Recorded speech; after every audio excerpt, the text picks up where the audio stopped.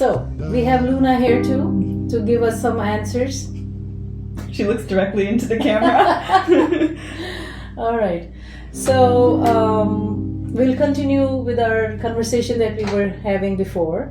So I have Dr. Celene Ibrahim here again with me, and we will do some fun questions. Like, not so serious. Fun. They're very hard questions. I saw some of them. These are fun. So I'll make it funnier. All right. But it is, again, thank you so much for being here. I mean, I am here in her beautiful space here. It's a nice office, very lighted, beautifully decorated. And I'm always her admirer because she does so much. And thank you. Really, I'm so thankful for you to take out time and make this space for me to come and see. Well, it's wonderful, all your entrepreneurial work to try to increase human understanding. Thank you. All right, so we will start with, what is wealth in your experience? Yeah, so in terms of wealth, the Prophet ﷺ talks about wealth as when you're free of need for kind of other than God, right? Mm-hmm. So this is from the spiritual dimension. To be free of need is the basic definition of the word that means wealth, that we could translate as wealth. Mm-hmm. And on the one hand, yes, we rely on things in the world. We need to eat, we need to have a home, we need to clothe ourselves, etc.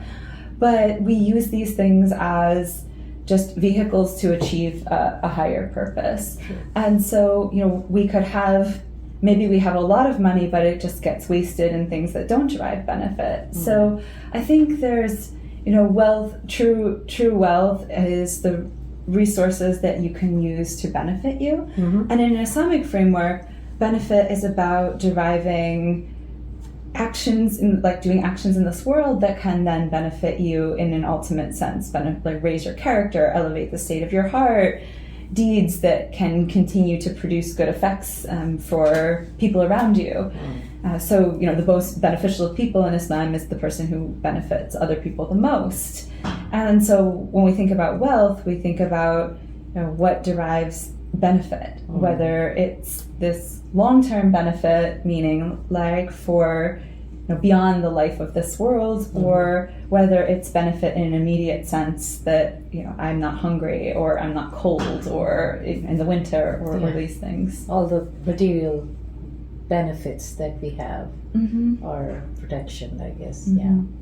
So it's amazing how everybody thinks of wealth, and that's why I say it's mostly considered material. Mm-hmm. Many times, not always, but thank you for that answer. It was pretty rich, actually. The Arabic language is very rich like that. When you take a word and take it back to its roots, what does it mean at its inception? Mm-hmm. That tells you a lot about how to orient towards the concept. That's good. So I wish that we would really take the depth and richness of the root word and really apply to our lives that way, and really see that this is the meaning, but how do we implement it, right? So I don't know how much people are able to do that, but I'm sure you are giving it out in your books and your work and your teachings, I guess. Yeah, so one of the names of God is the Enricher, using this word that means like riches, and it's not just like, oh God, give me, a six-figure job or something like this. It's enrich me in beautiful qualities, enrich me in the ability, like enrich me in knowledge. Yeah, that's right. And that is, I think, Al-Qahar. Al-Mughni would be the enricher. Al-Mughni. Yeah, and also Al-Ghani, which is the rich one. The rich one, yes. Yeah, okay. I'm learning nowadays all the names, so I was saying which one was it? So if Allah subhanahu wa ta'ala, if the divine is the one with all of the riches ultimately, then the divine is the enricher. So anything that is kind of worth having in a long-term sense, it's all provision benefit, whether it's material benefit or knowledge or the like. It all comes from one source. True. So then I guess it really goes into the value of gratitude. What is that? What have you learned from your experience? And Very early on, when I first started taking Arabic classes, the professor had us memorize sayings, old Arabic sayings, and some of them were hadith, and one of them are sayings attributed to the Prophet Muhammad, peace and blessings be upon him. And one of those hadith is "Liman la yashkur an-nas la yashkur Allah." So whoever does not thank the people does not thank God, meaning that you see people, they bring blessings into your life. Yes. So if you have a disposition of gratitude towards people, this is reflective of an inner disposition of gratitude. And the Qur'an also says that when we are in a state of having gratitude, that the divine of this, beneficent character enriches us even more. So the person of gratitude, when the person feels thankfulness towards the people and towards the ultimate source, then the benefits increase. Thank you. So, In shakartum lazidannakum is the Arabic. So if you are thankful, we being the divine voice. Shukr. Yes. It's a big part in our Muslim tradition and practice and belief. It's without that, I guess I feel that that grounds you in multiple ways. Completely. So. And many other traditions have that a similar emphasis on gratitude. Right. I think of some of my Buddhist monk colleagues who have gratitude meditations that they do several times a day, and the main concept is that. Yeah.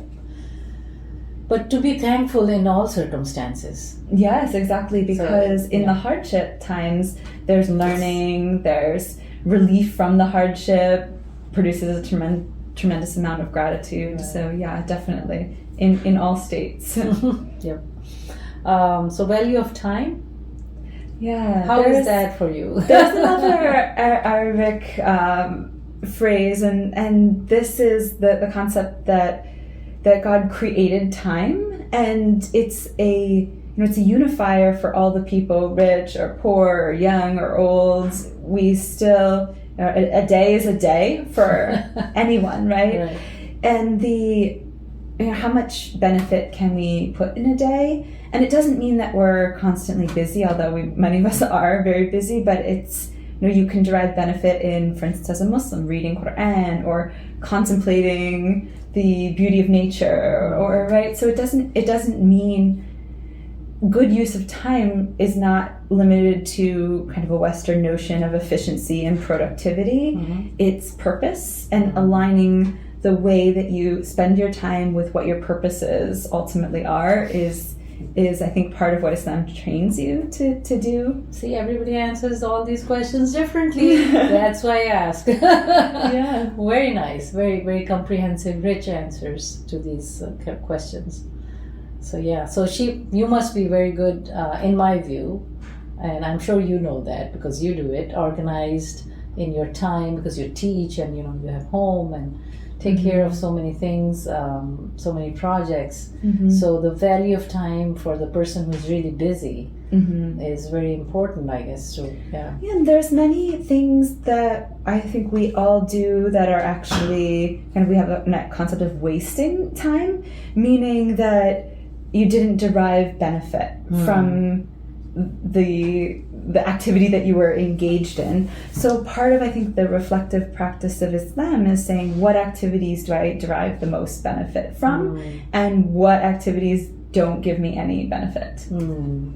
Well, or we are worse, not making any money here, so I don't know what benefit is here. Well, see, that's a good question too, because from the Western point of view, from a capitalist framework, it would be about a cost-benefit analysis of how much. I really didn't pay her for this time, and she didn't either. So I don't know what. I wonder why. Yes.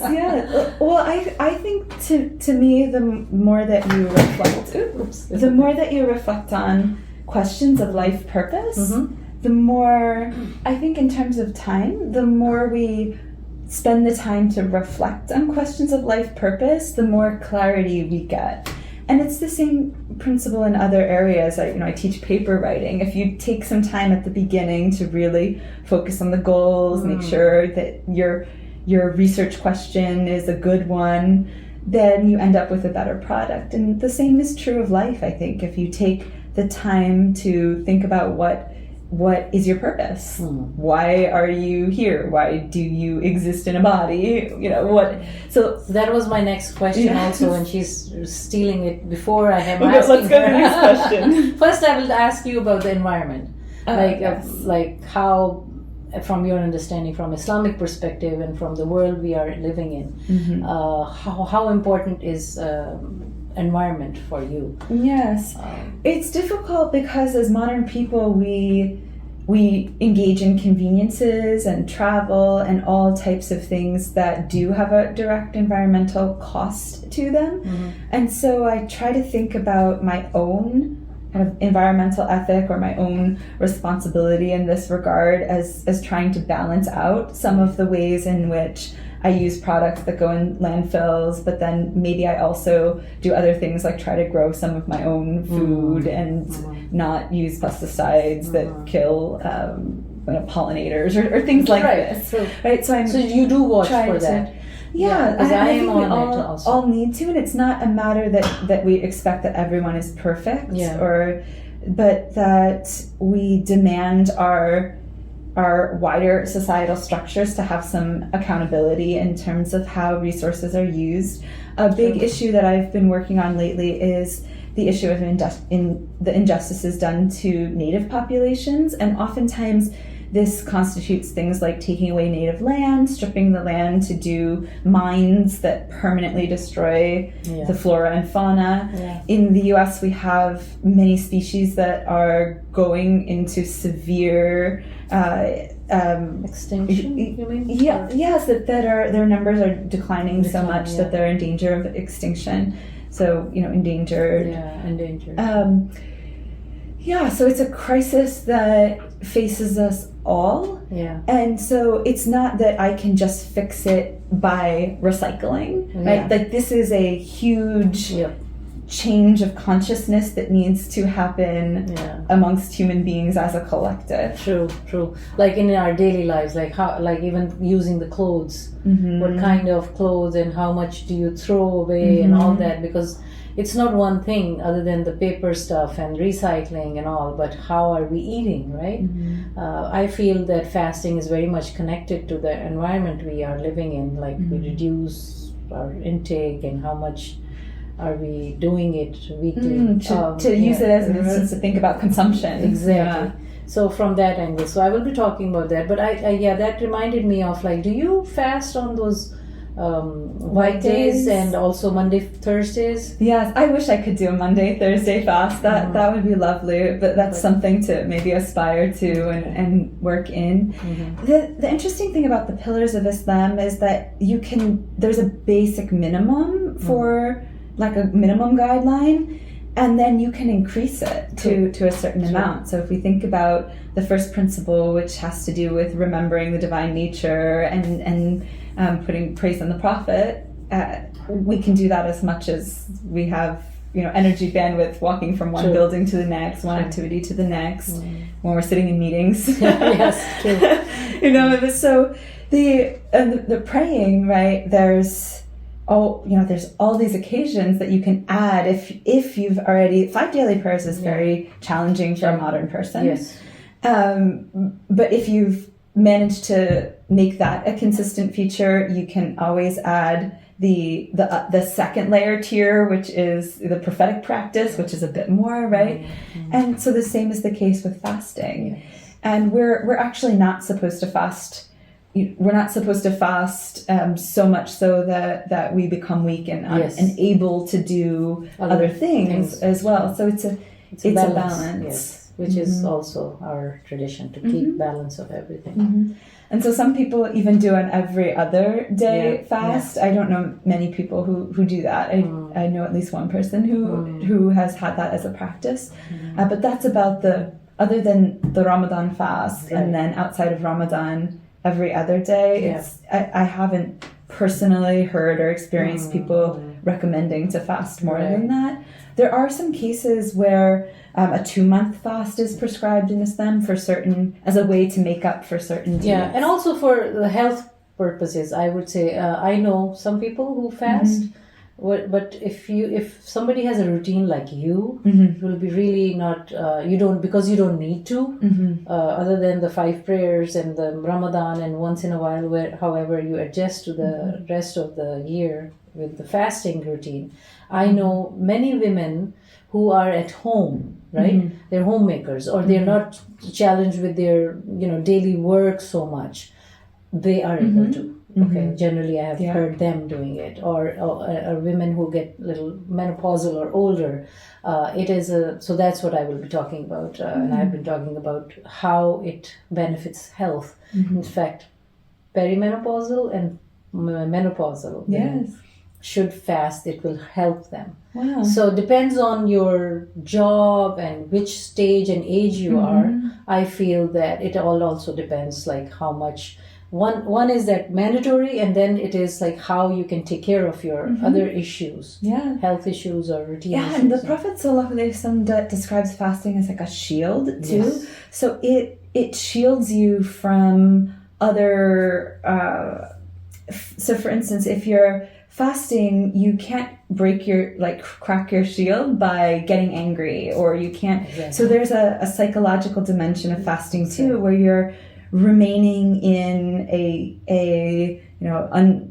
unperturbed mindset in a way, because you don't want to break your fast by raising your voice at people or the like, and getting angry or losing your control, and you are supposed to practice that so that you can do that the whole year. I mean, that's the implementation. Exactly. It's like a class for a month, and then you use it for the rest of the year. So what is the purpose of your life? Like you were mentioning earlier, so. So inshallah, like God willing, I want to try to derive as much benefit as I can from my time in this lifetime. And it could be very short, right? We never know. The Qur'an says, no soul knows like where it's going to die, or when, so it's that kind of taking every day and try to put as much benefit in it in the ways we talked about before, to draw closer, to create a heart that's in that tender space where it can receive knowledge and true understanding and true wisdom. So, the Qur'an has a command like, do not die except with this state of, a heart that is in the state of peacefulness. And so that's a goal, long-term goal, so short-term and long-term goal. So that's your goal, you're striving for it. Where do you stand today? Like where are you? Are you Allahu Alam. God knows best.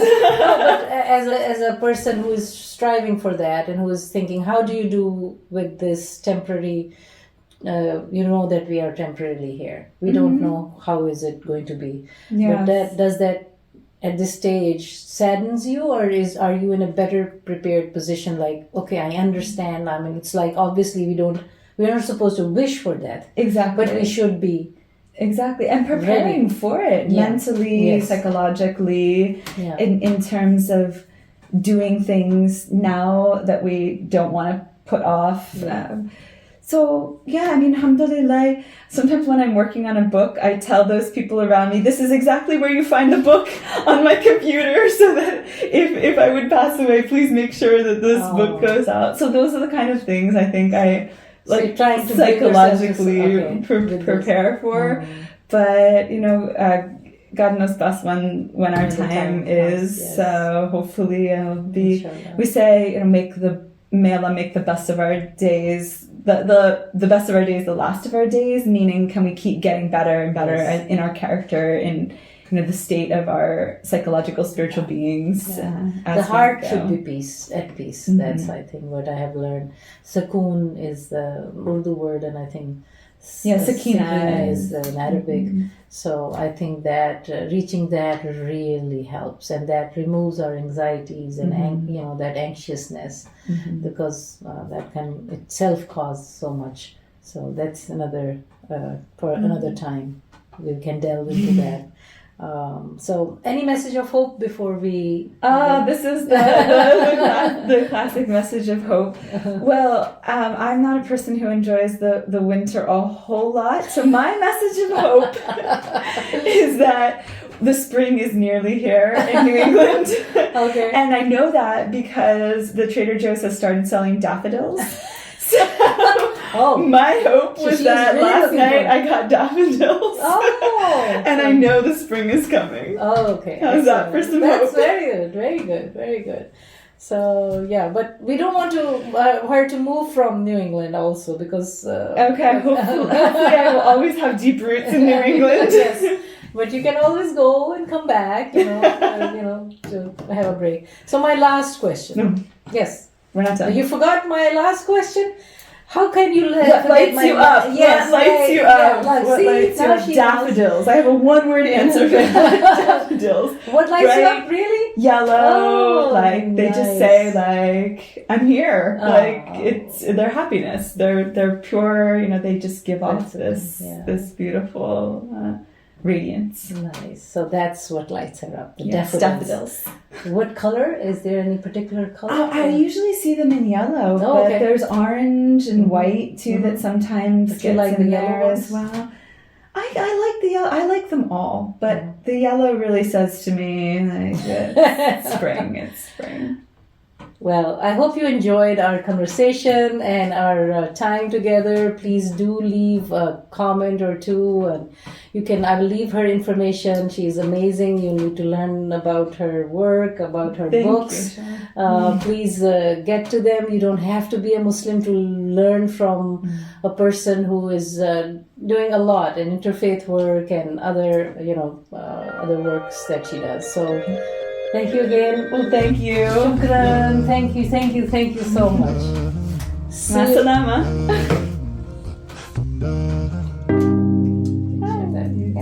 That was nice. I hope you. So yeah, Celene, I would like you. I know you have been on my podcast for a few times, and I would like you to say something of your experience or anything that you would like to share. No compulsion. I didn't pay her. I'm not pressuring her. I'm not pressuring her. So, and if anything that you really comes from your heart and your, Yes.